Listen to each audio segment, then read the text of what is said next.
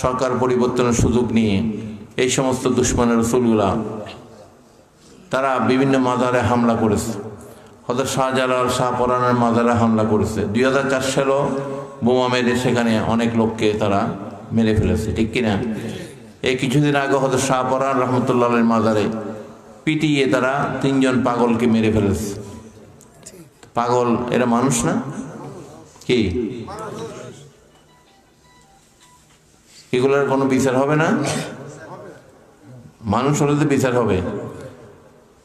বিদেশে আপনি যদি একটা কুকুরও মারেন সেটার বিচার হয়, এই দেশে মানুষ মারলেও বিচার নেই।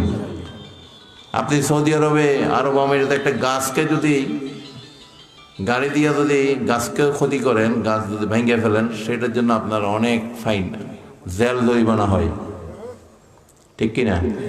আর এই দেশে মানুষকে মেরে ফেলতেছে, জবাই করে দিচ্ছে। ওই টঙ্গী রাস্তামার মাঠে শুধু মতের মিল নাই, এই জন্য ধরে ধরে একদল আরেক দলকে জবাই করতেছে। নাউজুবিল্লাহ বলো। একজন মুসলমান আরেকজন মুসলমানকে জবাই করলে কি ইসলাম কায়েম হবে? হ্যাঁ, আল্লাহ রসুল বলেছেন যে তাকে মুসলমান বলা যাবে যার জবান এবং হাত থেকে আরেকজন মুসলমান নিরাপদ থাকবে। সুবহানাল্লাহ। যার অনিষ্টতা থেকে আরেকজন মুসলমান নিরাপদ থাকবে। সুবহানাল্লাহ বলো। এত সোজা না আমি মুসলমান বলা।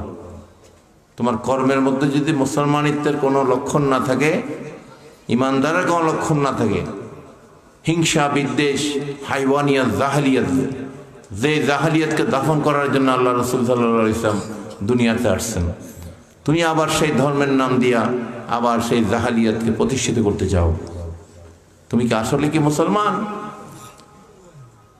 আল্লাহ রসুল যে কথাগুলো বলেছেন সব কিছু এক এক করে ফলছে।